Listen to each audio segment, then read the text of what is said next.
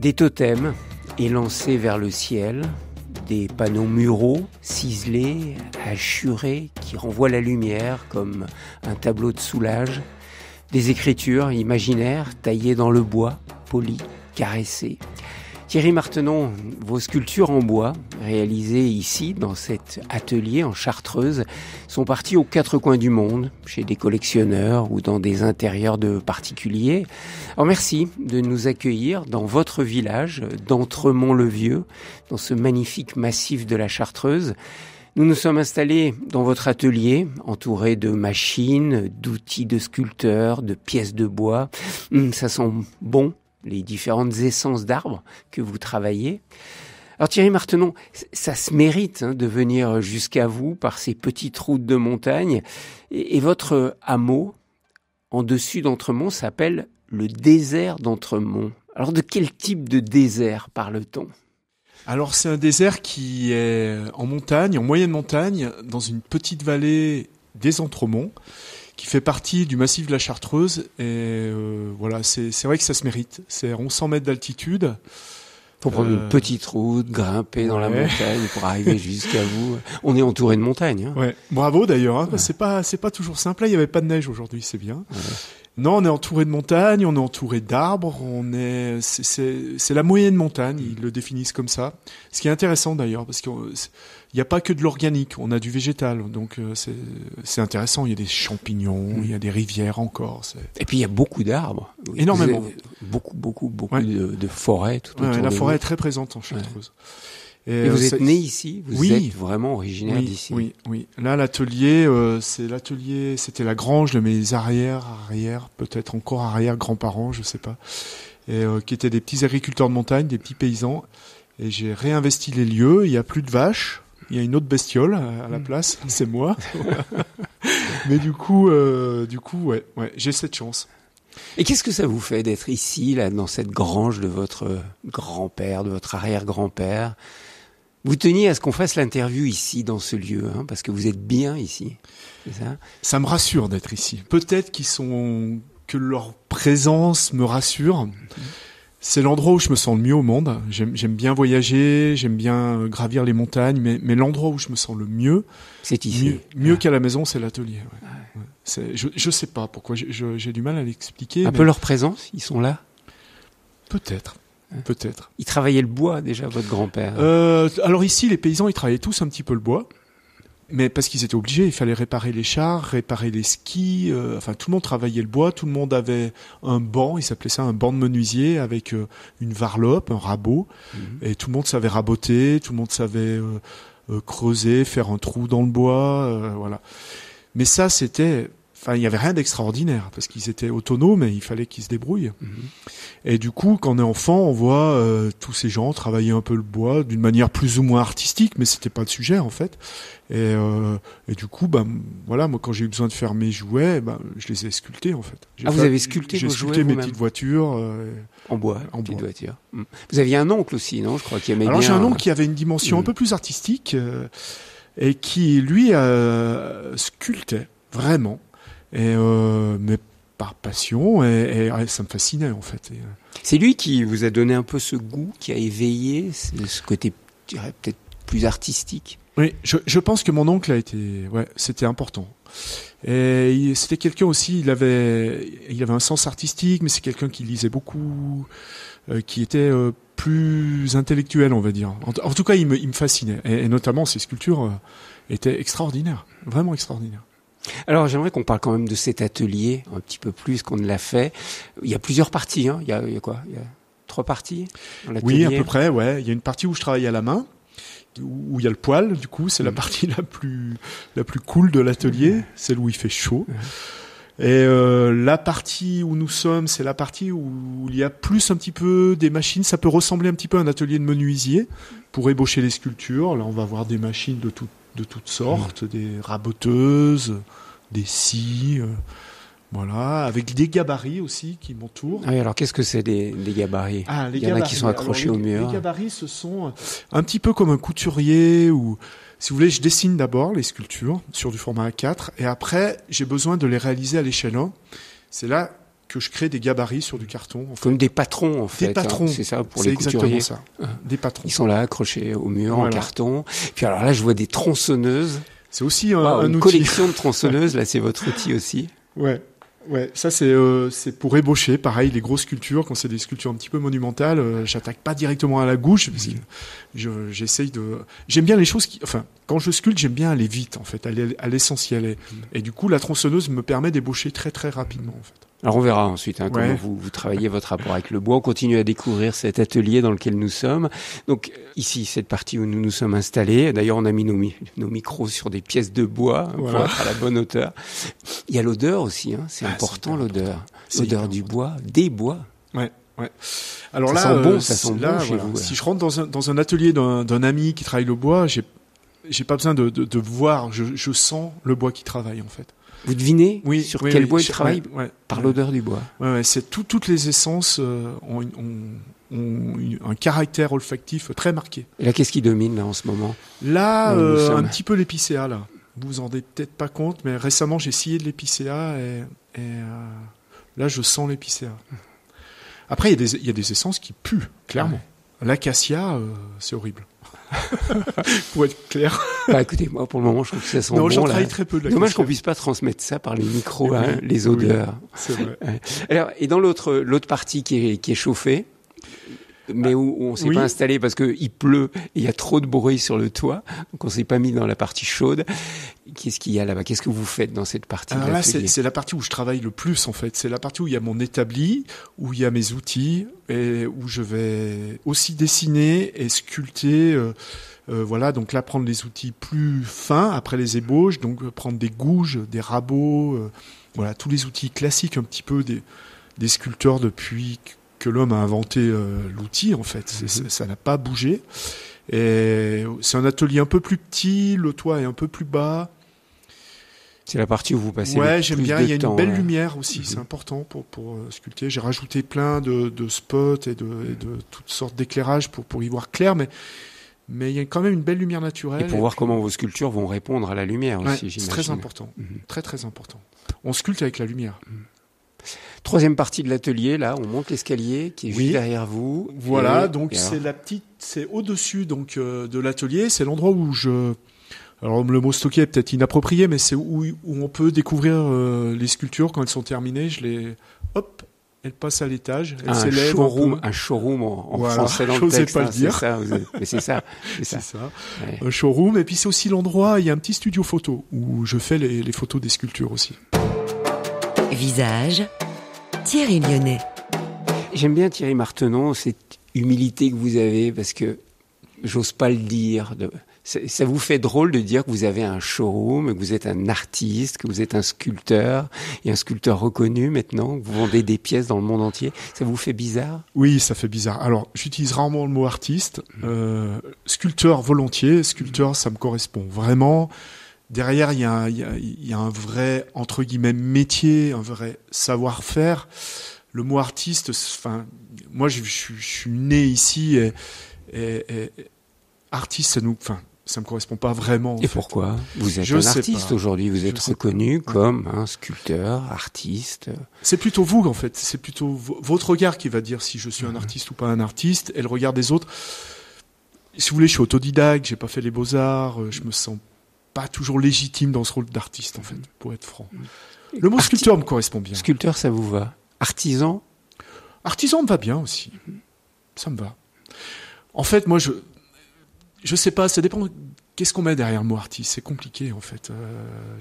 Si c'est un rapport avec le beau et avec un certain, je sais pas, avec la création, mais quand même qui a un côté esthétique, ça me va. Je suis artiste. Je suis pas sûr que ce soit encore une définition contemporaine. Mais qu'est-ce que vous recherchez, en fait, à travers votre travail aujourd'hui? Ah, c'est une vraie question. Je sais pas. L'apaisement, continuer à rester le plus paisible possible. Mais j'ai jamais cherché autre que ça, en fait. Le fait de travailler le bois sur mon établi ici me rend paisible, en fait, me rend heureux. Et je ne cherche que ça. Enfin, je cherche. Oui, c'est ce après.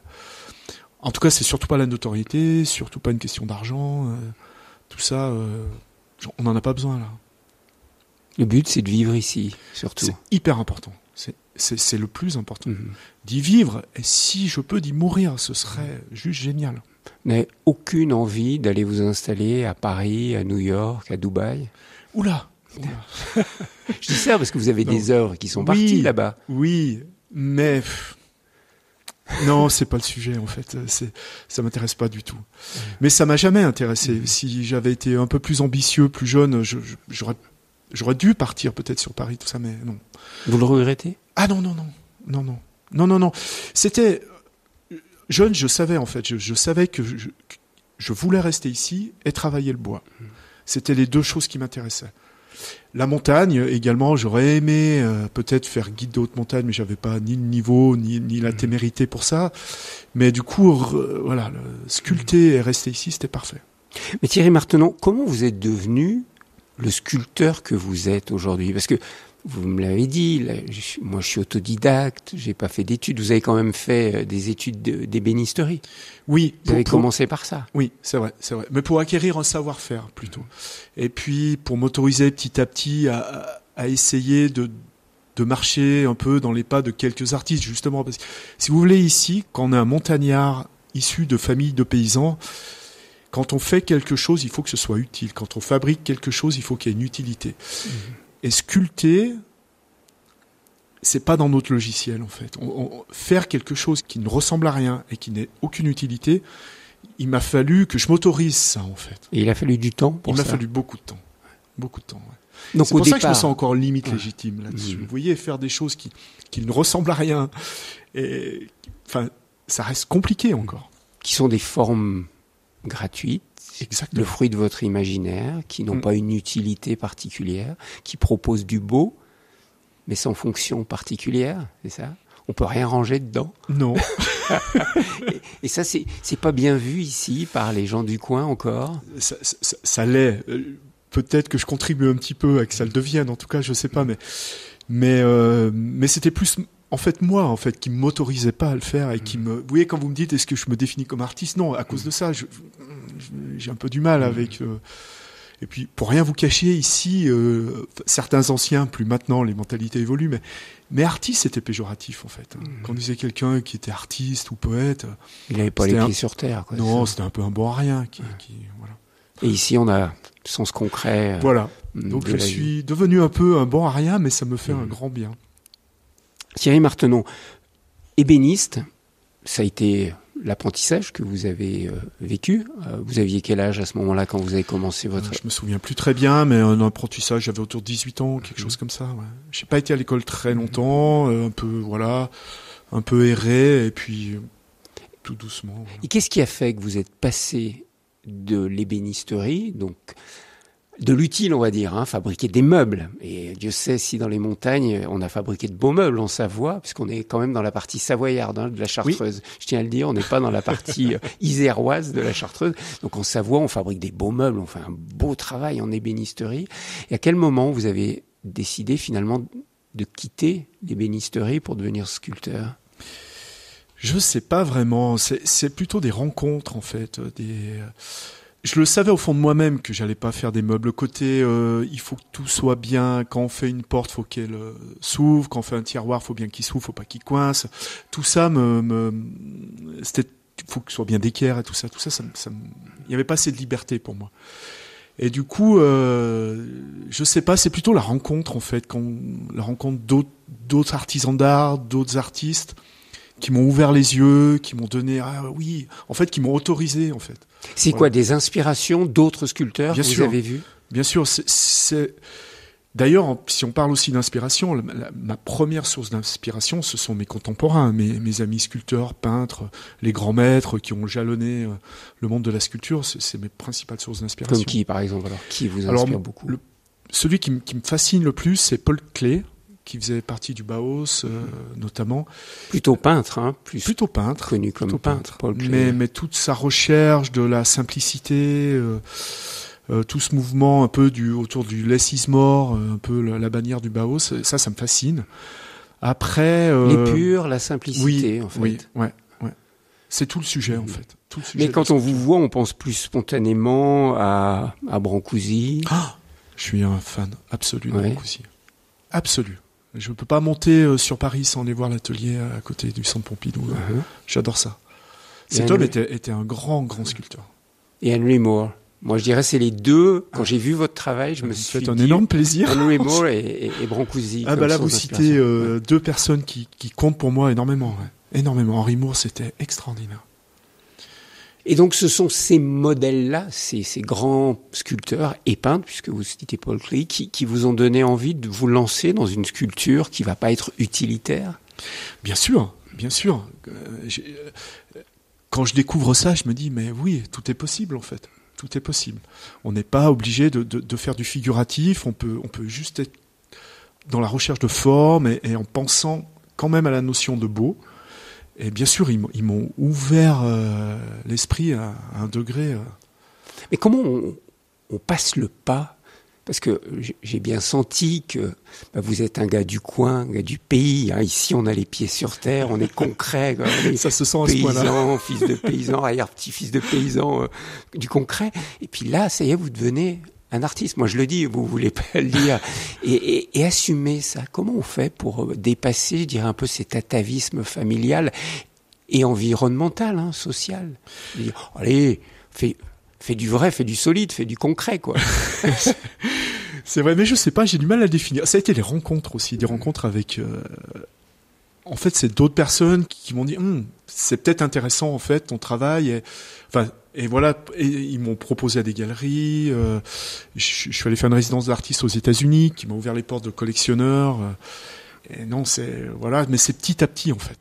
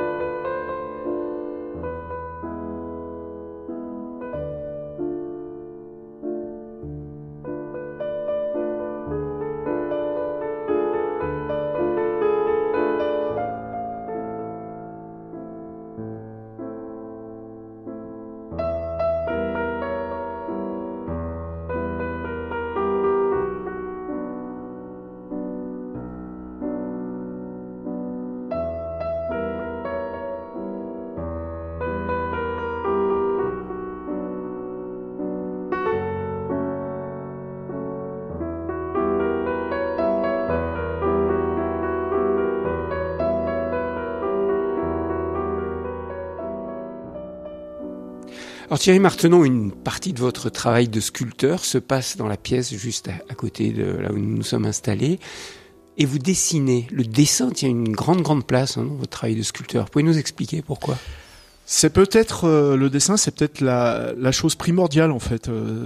Dessiner, c'est souvent des fois quand il y a des jeunes qui me demandent, je dis c'est déjà sculpter en fait. Ça permet, la première des choses, c'est d'éliminer les mauvaises idées. Le bois est une matière précieuse et du coup une matière noble et il faut pas l'abîmer. Donc j'oserais pas attaquer une sculpture directement dans un tronc sans avoir un peu dessiné avant. Si jamais je rate, ce serait trop dommage, quoi. C'est vraiment une matière pour le bois, pour respecter le bois. C'est la première des choses. Et j'aime ça aussi beaucoup, mais moi je sais pas faire autrement en fait. Hein. C'est d'abord rechercher des formes, rechercher les bonnes proportions. Et puis c'est un moment aussi qui est très calme à l'atelier. C'est, si vous voulez, le reste du temps, il y a beaucoup soit des tronçonneuses, soit des scies. Enfin, c'est très avec de la poussière et tout ça. Et le moment du dessin est un moment calme.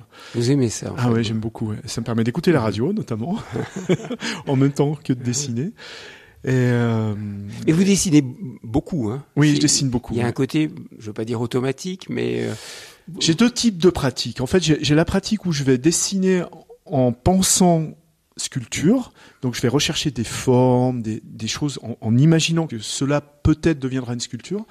Et après, il y a le dessin, mais qui m'est personnel, que j'ai rarement exposé, qui est plutôt de l'ordre du dessin automatique.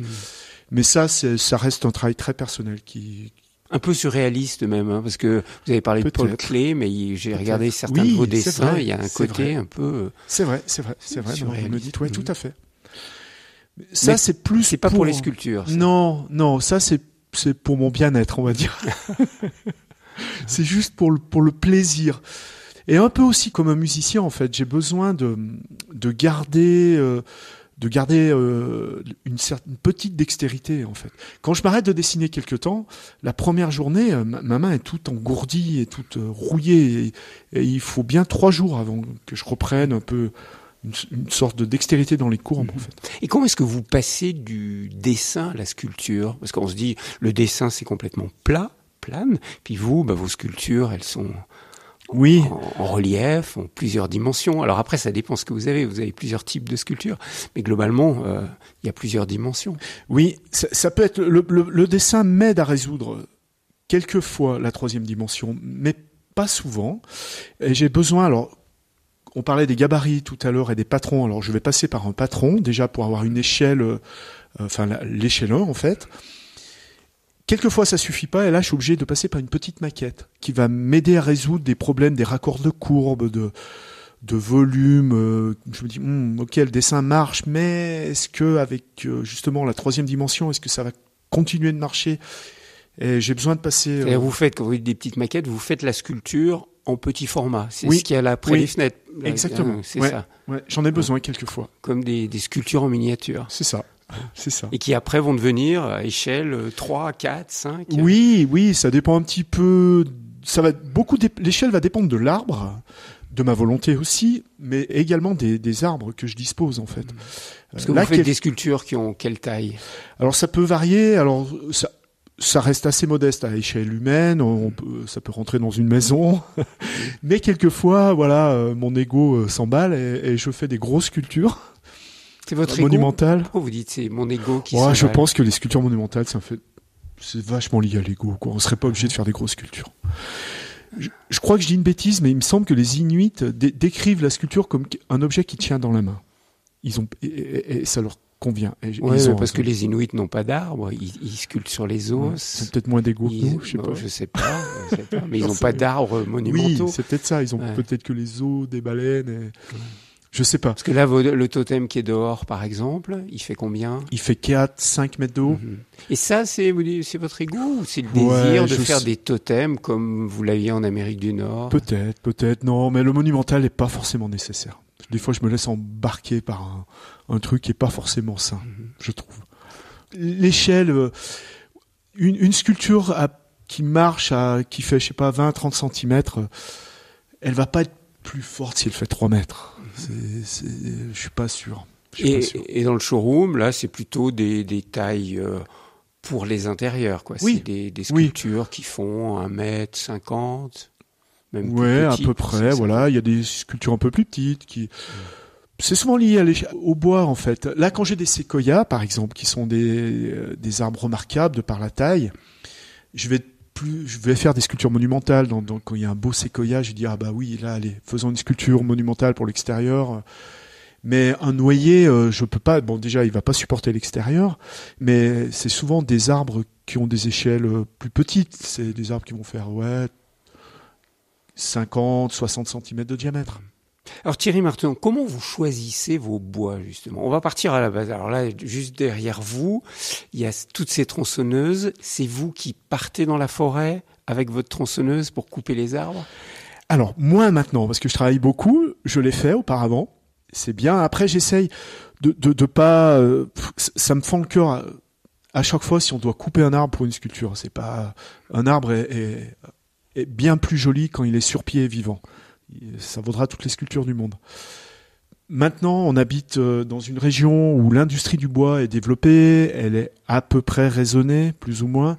Du coup, je fais partie de ce maillon, en fait. Donc, j'achète des arbres qui ont été coupés par des forestiers, qui ont été sélectionnés par des marchands de bois. Et parmi tout ce maillon, je vais acheter, en fait, les arbres les plus beaux, les plus remarquables. Et du coup, je suis très exigeant. Pour le coup, là, voilà.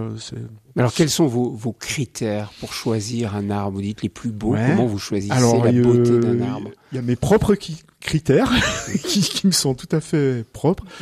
Souvent, c'est des arbres qui ont une croissance lente, où les cernes sont assez serrées.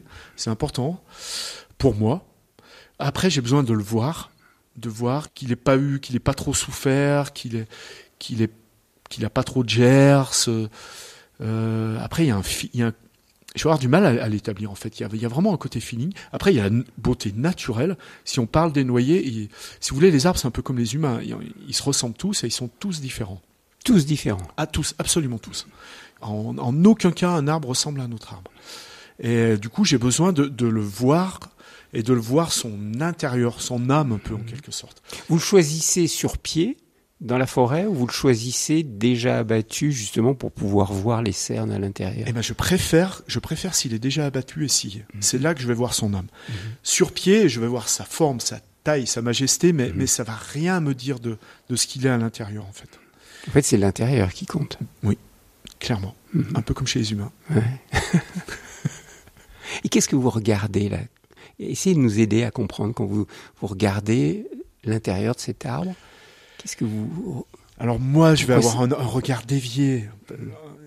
Je vais voir déjà sa croissance. Et aussi, si je reste sur le noyer, sa couleur. C'est très important. Enfin, pour moi, pour mes sculptures. Et si il a une croissance lente, comme je vous le disais, s'il n'a pas trop été abîmé par les intempéries, voilà, si c'est... En fait, j'aime les arbres calmes. Je ne saurais pas le dire autrement. Pas les arbres trop nerveux, qui ont été trop tourmentés, s'il a subi trop de vent, s'il a poussé trop au nord dans des fortes pentes. Le positionnement de l'arbre, là où il a poussé, est important et va donner un bois différent. Oui. Alors, c'est mes propres critères. D'autres arbres vont séduire d'autres sculpteurs, mais donc vous voulez un arbre calme pour que vos sculptures soient calmes. J'avais pas pensé à ça, mais ouais, en fait. Parce que ce mot calme, il revient beaucoup depuis le début de notre rencontre. Vous cherchez une vie calme, vous aimez le calme, vous voulez des arbres calmes. Et vos sculptures apportent du calme? J'espère. En tout cas, c'est peut-être l'environnement de la Chartreuse qui est, comme vous le savez, un pays de retraite, de grande spiritualité. Voilà, exactement. On parlait de désert au début de notre émission. Peut-être. C'est ce que Saint-Bruno est venu chercher au désert. C'est le désert de la Chartreuse pour chercher un calme intérieur, pour être en communion avec Dieu. Vous sentez inspiré par cette atmosphère du désert de la Chartreuse qui est pas loin d'ici. Ah, totalement. Mais ça m'imprègne jusqu'au bout des ongles. Mais pas d'une manière consciente en fait. Et je pense que tous les habitants, peu importe ce qu'ils font, mais à partir du moment où ils habitent quelque temps cette vallée, ressentent ça. Vous pensez qu'il y a eu comme un rayonnement de la prière de ces moines? Il y a un truc. Alors moi, si vous parlez de spiritualité, vous voyez, j'ai même du mal à le prononcer parce que je n'en ai peu ou pas. Mais bien sûr que ça me... C'est intéressant parce que dans le coin, les gens sont plutôt catholiques, traditionnellement, je dirais. Oui. Vous avez pris de la distance par rapport à ça? J'ai pris de la distance, mais sans, pareil, d'une manière paisible et sereine, sans, voilà, c'était... Mais j'ai eu cette éducation qui est de montagnard, chrétienne, mais dont j'ai gardé, je pense, les belles valeurs qui sont une ouverture d'esprit, je pense, et de la bienveillance. Et la recherche de la paix, en fait, parce que le calme dont vous parlez, c'est la paix. En fait, malgré moi, mais je pense que c'est naturel, sans fausse modestie. C'est la nature aussi environnante qui vous appelle à cette sérénité, à cette aussi, paix. Vous avez raison. Mais en fait, j'y suis tellement imprégné et imbibé et habité qu'on se rend plus compte de tout ça. C'est quasi un état naturel d'être comme ça. Si vous voulez, par exemple, quand je vais en ville, j'ai beaucoup de problèmes. Je trouve que les gens parlent déjà très vite. Très vite. Il me faut un petit temps d'adaptation, leur débit de parole est rapide. Tout va très vite, en fait. Pourtant, vous vous rendez à Paris, parfois, vous avez... Oui, je suis un petit peu obligé, mais il y a des galeries qui vous représentent. Oui, mais toujours un petit peu reculons. C'est jamais... Sauf si je vais, par exemple, si j'adore aller à Paris ou à Lyon, s'il y a des belles expos, voilà, c'est une chance d'être citadin dans ces grandes mégalopoles. Mégalopoles, c'est qu'il y a des super expositions de grands artistes que j'aurais pas accès ici dans mon petit village, mais c'est la seule raison. Vous avez vite envie de revenir ici. Bah oui, on est tellement bien. Qu'est-ce que vous ressentez quand vous descendez de votre Chartreuse et puis vous vous retrouvez dans ces grandes villes? C'est toujours une petite cause de stress, pour rien vous cacher. Je vais pas être à l'aise dans les sens de circulation. Tout ça est très compliqué. Il y a beaucoup de panneaux partout. Il y a de plus en plus de gens. Il me faut un petit temps d'adaptation. Et je descends jamais avec enthousiasme, vraiment. Non, ça me stresse. Et le monde de l'art, parce que vous n'aimez pas dire que vous êtes artiste, vous êtes pourtant devenu un artiste. Vous êtes exposé dans des galeries, vous êtes vendu dans différents pays dans le monde. Vous êtes en lien aussi avec ce marché de l'art. Comment vous le voyez? Oui, il me nourrit.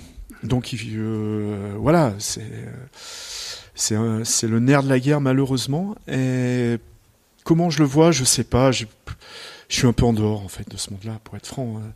Je suis très peu représenté par les galeries, très peu dans le monde, comment je dirais ça, les musées français, tout ça. Je suis très très peu représenté, mais ça me va très très bien en fait. Je suis pas sûr de faire partie du monde de l'art en fait. En vrai. En vrai. Mais par contre, où sont parties vos œuvres? Alors j'ai la chance qu'il y ait des gens qui aiment mon travail et de par le monde. Collectionneurs. Voilà, dans quel pays? Collectionneurs. Dans quel pays vous êtes représenté actuellement? Bon, pour être simple et franc, dans les pays riches et industrialisés, malheureusement, là où l'argent est, les sculptures sont. C'est bien ce qui est dramatique. Et du coup, un peu dans le monde entier, en fait, en Amérique du Nord, en Inde, en Australie, en Amérique. Enfin, là où il y a de l'argent. Malheureusement. Et ça vous gêne? Oui, vous dites, ça me gêne de plus en plus. Ouais, ça me gêne de plus en plus. Je sais pas, je suis pas à l'aise avec ce côté marchand à outrance en fait, qui pollue si on se prétend faire du beau. Je suis pas à l'aise avec l'argent. Je suis pas sûr que l'argent aide à faire du beau. Donc ça vous gêne que uniquement les gens riches puissent admirer vos sculptures et vivre avec? Je suis pas très à l'aise avec ça. Je sais pas comment le formuler, mais c'est pas ce qui m'intéresse le plus en tout cas. C'est pas non. J'ai même du mal à en parler parce que je sais pas. C'est ce qui me nourrit, j'en ai besoin. Mais c'est pas conciliable avec la paix et la tranquillité que vous recherchez? Je suis pas sûr. Ou alors il faut vraiment mettre de la distance et être clair dans ses idées. Et c'est pas si simple. Alors le fait de rester ici et de continuer à rester dans cette grange qui m'aide peut-être à garder encore un petit peu les pieds sur terre. En tout cas, mes amis bûcherons, maçons, paysans du coin, en tout cas, eux, ils participent à ça. Ouais. Ils me remettent direct les idées en place. Si j'ai un tantinet, la grosse tête, mais voilà. Non, mais par rapport à l'argent, c'est compliqué. Je suis pas à l'aise avec ça. Et la notoriété? Parce que la notoriété vient. Oui, non, elle est petite. Elle est petite, mais comment vous viviez? Là, il y a un beau livre qui vient de sortir sur vous. J'en suis ravi, ouais. Il y a des films, vous êtes passé plusieurs fois à la télé, j'ai vu plein de petits documentaires sur vous. Vous exagérez, là. Ouais, j'exagère un peu. D'accord. Hein? Non, mais non, justement, alors, encore et toujours, le fait d'être ancré ici, d'avoir les racines aussi longues que les arbres que je travaille, m'aide à... Tout ça me passe au-dessus, en fait. C'est pas ça important. M'intéresse pas. Non, vous recherchez pas ça. Mais non, pas du tout. Non, sinon, je serais allé justement dans ces gros centres urbains où il y a de l'argent, où la notoriété construit des hommes. Mais moi, c'est pas ce qui me construit. Non. Il y a quelqu'un qui vient de vous livrer un gros bronze. Ah oui. Qui vient d'une fonderie d'ailleurs qui est intéressante, la fonderie Barthélemy, si je peux la citer, qui est dans la Drôme. Et vous m'avez glissé, je vais pas continuer beaucoup avec le bronze.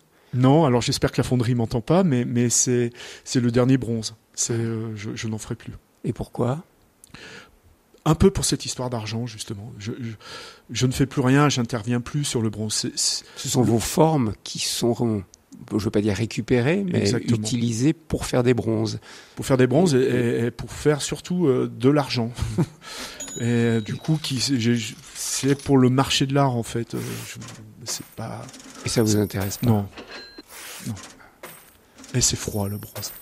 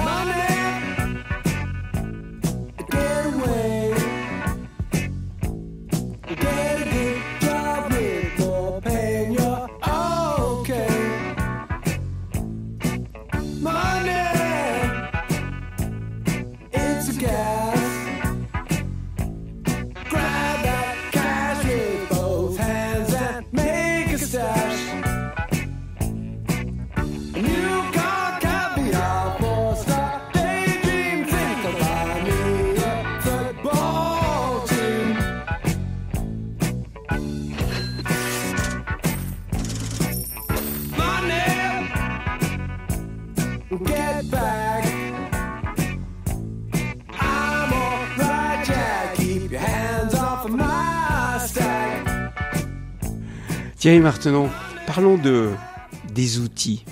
Ah, ça c'est mieux. Ça vous intéresse plus que mieux. de parler d'argent, les outils. Parce que on sait combien les artisans aiment les outils. Je suis sûr que votre grand-père devait prendre soin de ces outils. Il a dû vous transmettre ça, non? Alors, cet amour des outils, parlez-nous. Mais ça me touche beaucoup ce que vous dites, parce que les seuls héritages que j'ai eus, à part ce bâtiment merveilleux, ce sont des outils. Les outils de mes grands-parents, de mon père, de mon grand-père. Vous les avez là, ils sont là à côté, oui, dans l'atelier. C'est essentiel. Alors, qu'est-ce qui représente ces outils pour vous?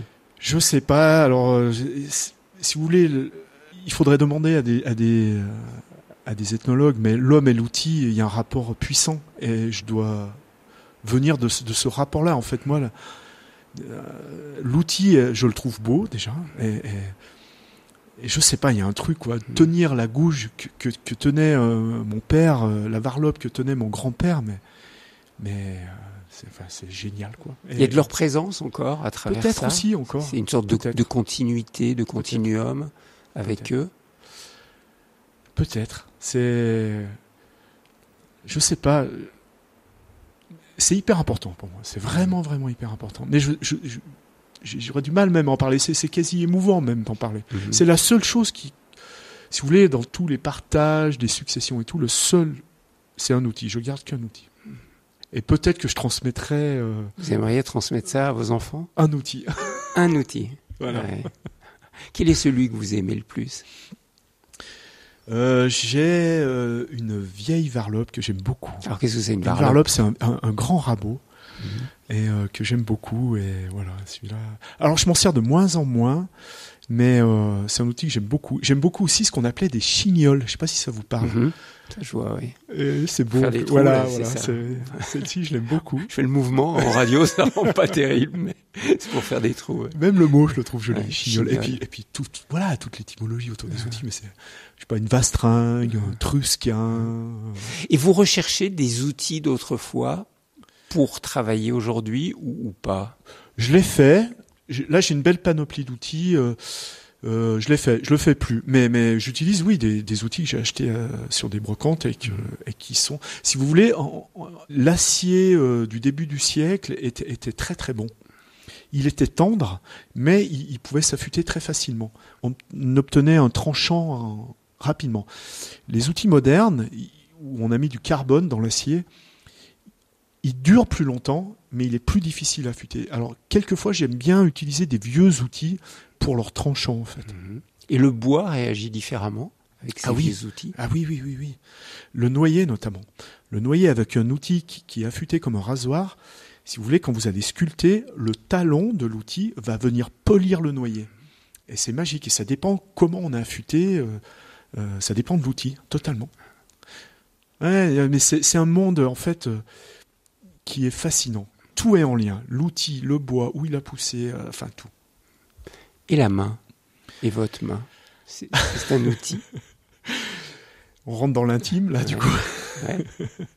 Dans le Ma main, corporel. j'en sais rien. Ma main... Elles sont là, faites voir vos mains. Elles sont Ouais. larges, elles sont solides. Ah bon? Ah ouais, je les touche là en même temps qu'on parle. Ouais, elles sont ridées avec comme des petites crevasses. Hein. Ouais. Elles sont dures vos mains.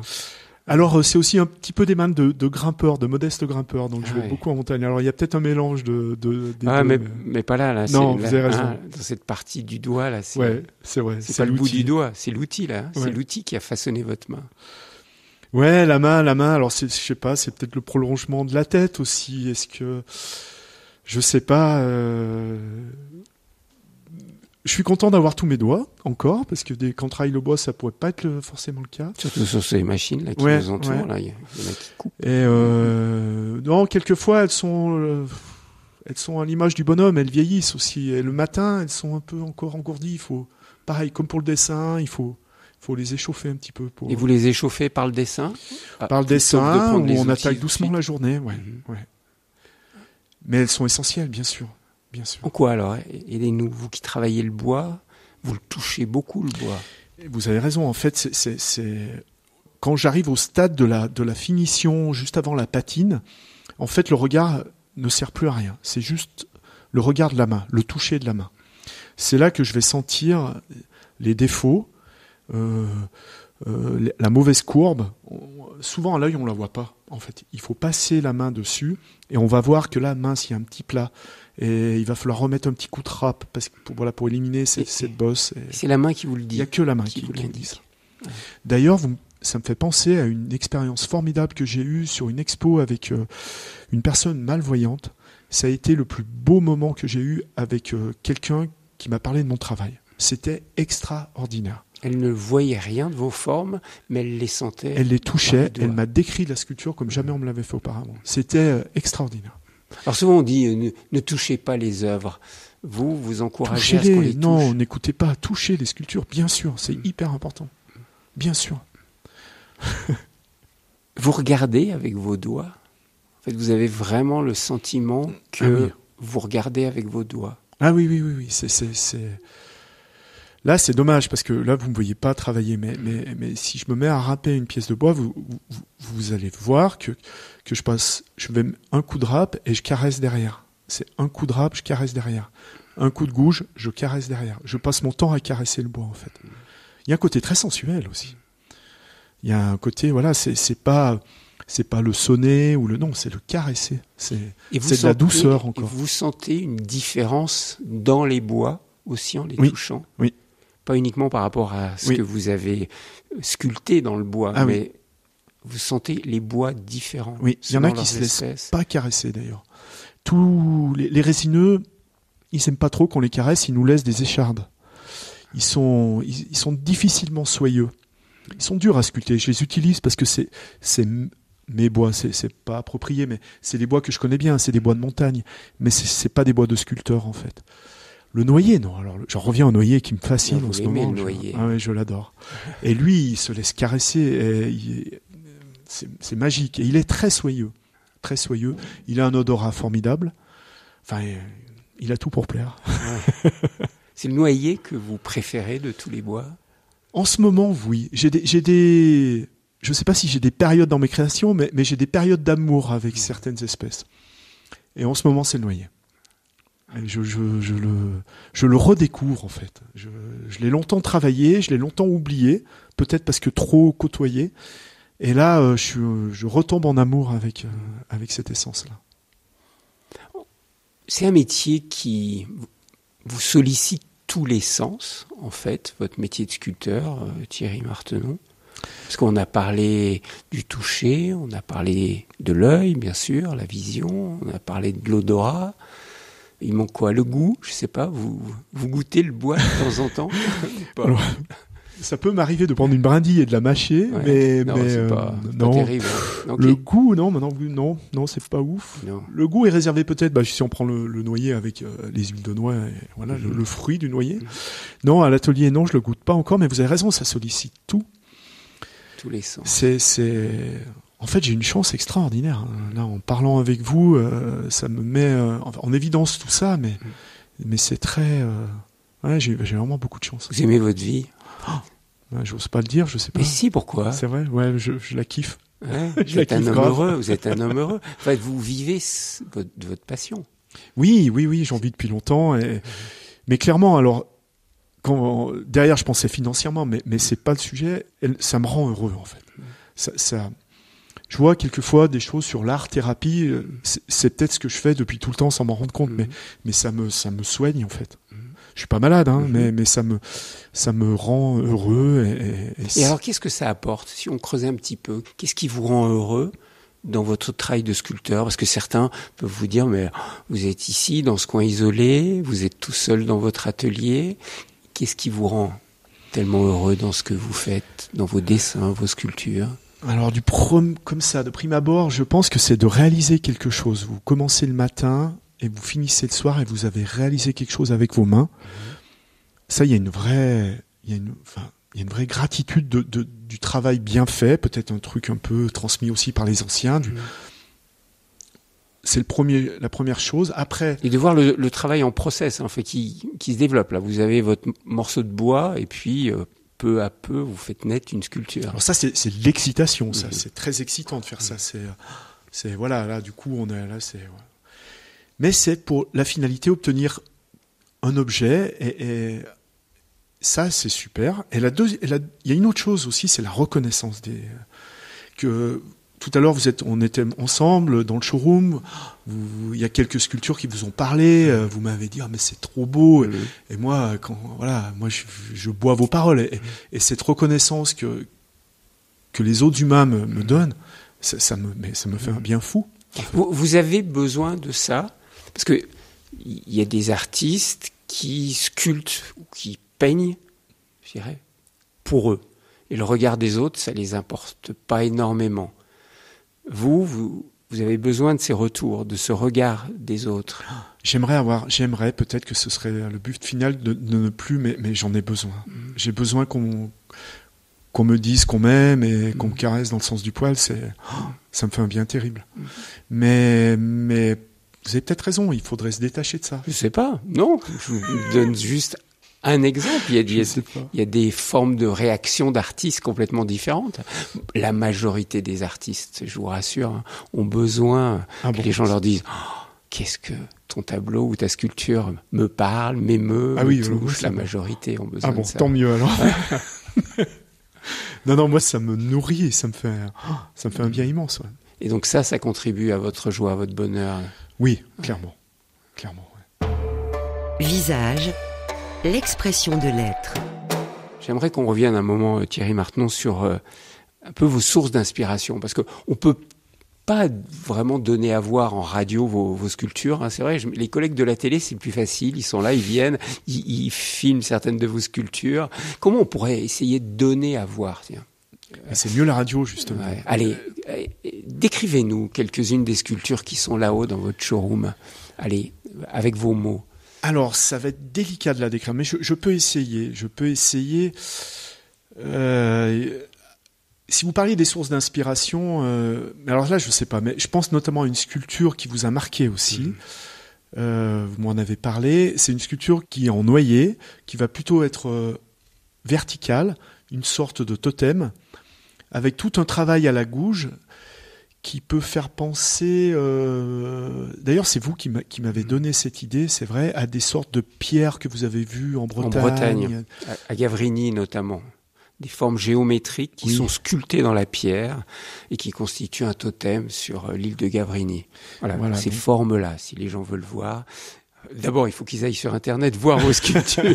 Mais ce que je viens de dire là, c'est ces formes géométriques, serpentines un peu, mais qui sont très douces, très rondes, très féminines. C'est tout rond, c'est doux, avec une sorte de croix ajourée au milieu, et qui laisse passer la lumière, qui laisse... Voilà, et une patine très légère avec les champs qui sont patinés en noir. J'ai brûlé le noyer, mais juste le champ de la sculpture. C'est une sculpture qui fait à peu près 10 cm d'épaisseur, 1,50 m de haut.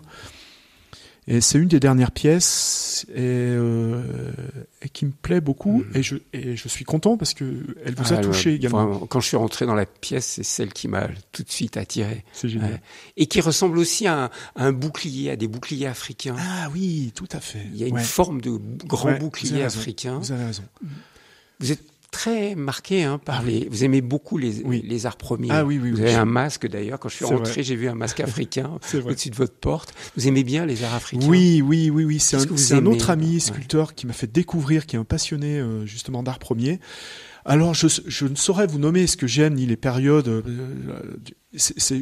J'adore aller au Quai Branly et j'y vais. Je me mets en état d'éponge quand je vais là-bas et je regarde. Et la dernière des choses qui m'a bouleversé au Quai Branly, c'est d'ailleurs des choses contemporaines par des artistes aborigènes. Extraordinaire. Et en fait, je me sens très proche de ces gens parce que c'est des gens c'est pas des artistes en fait. Mais ils font de l'art, mais d'une puissance. Mais c'est ce qu'on retrouve dans les arts premiers. C'est pas ce que je veux dire par rapport à mon travail, mais je me sentais proche d'eux dans le sens où il n'y avait pas de grands discours et de grands... voilà. Mais ils sont proches de la nature. Exactement. Très proches de la nature. Ce que vous vivez ici. C'est peut-être ça, c'est peut-être la nature le secret en fait.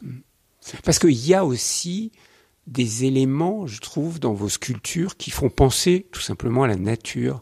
Je pense à une sculpture où on dirait des galets.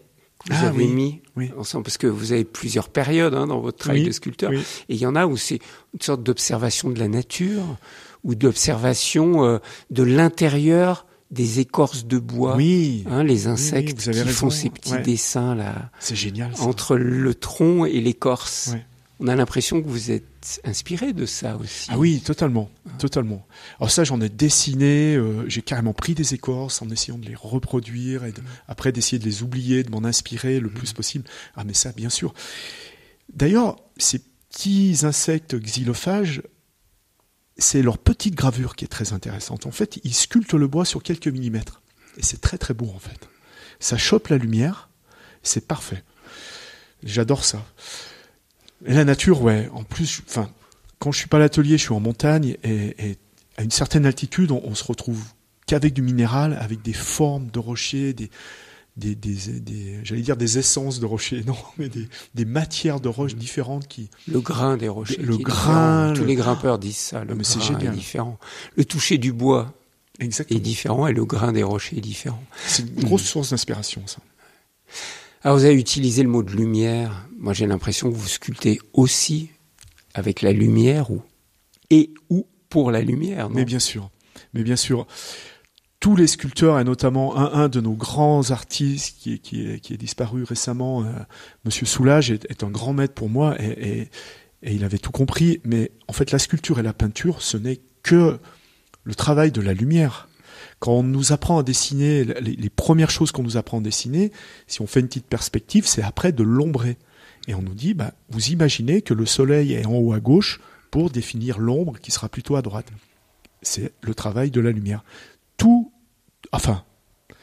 En tout cas chez moi, dans les pas de Soulages, c'est essayer de faire des choses qui accrochent le mieux la lumière.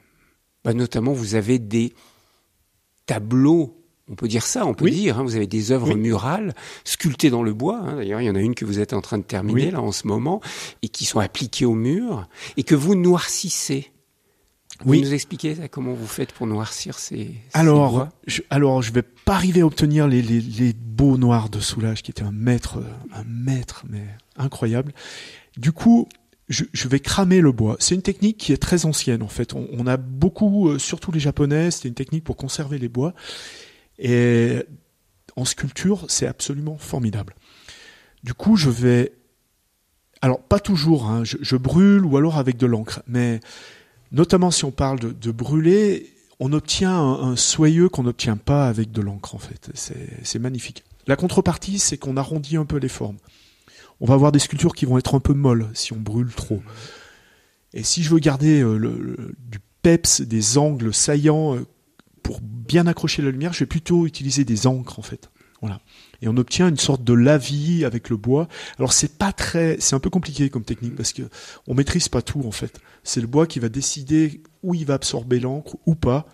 Et là, je perds un petit peu la maîtrise et c'est sympa parce que du coup, voilà, il y a un petit côté aléatoire. C'est bon pour un sculpteur de perdre la maîtrise? J'ai un peu du mal avec ça, mais oui, parce oui, il faut. Il y a des erreurs parfois. Mais bien sûr, vous faites des erreurs. Mais bien sûr, plein. En fait, les sculptures, c'est les moins ratées. Il y a pas un. C'est celle qui vous a plu, elle est un peu moins ratée que les autres. Et je sais pas si vous avez fait attention, mais dans ces petits sillons que j'ai fait avec les petites gouges, si vous regardez de près, c'est catastrophique. Il y a des sillons, hop, qui va croiser un autre parce que ma main a fait un écart et je dis mince. Et puis l'autre va pas être une belle volute, ça va être un peu. Mais là, c'est de la taille directe, en fait. C'est une technique la plus ancienne, c'est que on prend un outil, on enlève de la matière et je peux pas la remettre, la matière. Donc, le geste que je fais, il sera définitif. Et là, en l'occurrence, c'est plein de petits défauts, mais qui font la singularité, peut-être. Je sais pas, mais voilà. Et c'est ce qui est intéressant, d'ailleurs. Enfin, moi, j'adore ça. C'est ce que disent les Japonais. Ils appellent ça le wabi-sabi. Ah, d'accord. C'est-à-dire, la perfection n'existe pas. Trop bien. Et les petites erreurs sont là. Je prends. Nous le rappeler. Ah, je prends ça. J'adhère totalement. Qu'est-ce qui vous rend le plus heureux, Thierry Martenon? Là, ce que je suis en train de vivre avec vous, ça me rend très heureux. C'est très sympa de mettre des mots sur mon travail et de faire un pas de côté. Ça, c'est très cool. Ce qui me rend le plus heureux, mes amis, ma compagne. Je suis quelqu'un de foncièrement heureux, donc tout m'égaye rapidement, en fait. Et vous voulez transmettre? C'est pas encore à l'ordre du jour. Là, j'ai encore 2-3 trucs à faire, mais ouais, j'y pense. Vous avez quel âge maintenant? Quel âge j'ai? 56 ou 57, quelque chose comme ça. C'est l'âge de transmettre, là, non? Oh, quoi, un petit peu. Non? Ouais. Ça veut pas dire mourir, transmettre. Non, vous avez raison, mais on dit souvent que dans la cinquantaine, c'est l'âge de la transmission. C'est vrai. Ouais. Moi, je vais attendre les 70, moi. Mais vous vous imaginez un jour transmettre votre savoir? Je pense, oui. J'ai tellement reçu de choses formidables. Ce serait dommage de ne pas les partager. Ouais. En tous les cas, merci beaucoup de m'avoir accueilli dans votre atelier, de nous avoir ainsi parlé à la fois de votre métier et puis de votre amour du bois. Je renvoie sincèrement à ce livre que vous avez réalisé avec Jean-Louis Roux. Oui. Qui, d'une manière très personnelle, parle de votre travail. Et puis alors là, les auditeurs pourront voir beaucoup de vos sculptures qui sont reproduites parce que c'est un beau livre d'art. Ce livre s'appelle Thierry Martenon, sculpteur de bois et d'encre, un livre publié aux éditions Glénat. Puis bien sûr, tous ceux qui passeront ici dans ce village peuvent venir. Ils sont les bienvenus, c'est un atelier ouvert. Un atelier ouvert, on redonne l'adresse. Alors donc c'est Le Désert, dans la petite commune d'Entremont-le-Vieux, en Savoie, dans le massif de la Chartreuse. Un bel endroit qui se mérite, comme on le disait, mais ça vaut vraiment le coup. En tous les cas, merci beaucoup Thierry Martenon de votre accueil et de votre sourire. C'est moi qui vous remercie du fond du cœur, merci beaucoup.